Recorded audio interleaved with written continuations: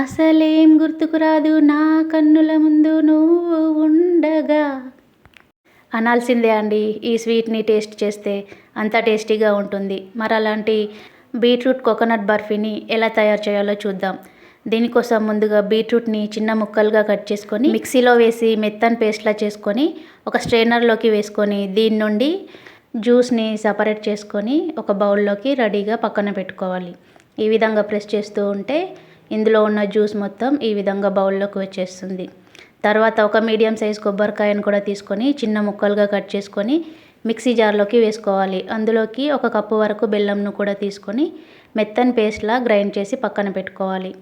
ఇప్పుడు స్టవ్ పైన ప్యాన్ పెట్టుకొని కొద్దిగా నెయ్యిని వేసుకొని జీడిపప్పును వేసుకొని ఈ జీడిపప్పు మంచి కలర్లోకి వచ్చేంత వరకు ఫ్రై చేసుకొని తీసి ప్లేట్లోకి పక్కన పెట్టుకోవాలి.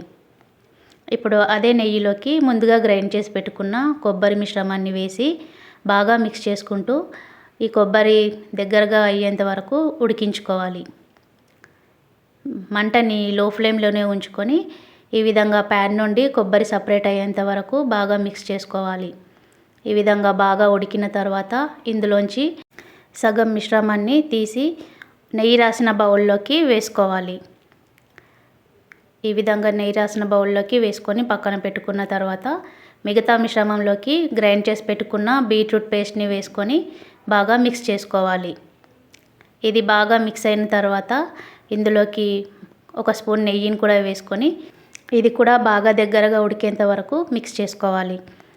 ఈ విధంగా ఒకసారి చెక్ చేసుకుంటే ఈ విధంగా గట్టి ఉండలాగా ఫామ్ కావాలి. చేతికి అంటుకోకుండా ఉంటే పర్ఫెక్ట్గా ఉడికిపోయినట్టే. తర్వాత దీన్ని ఈవెన్గా స్ప్రెడ్ చేసుకోవాలి.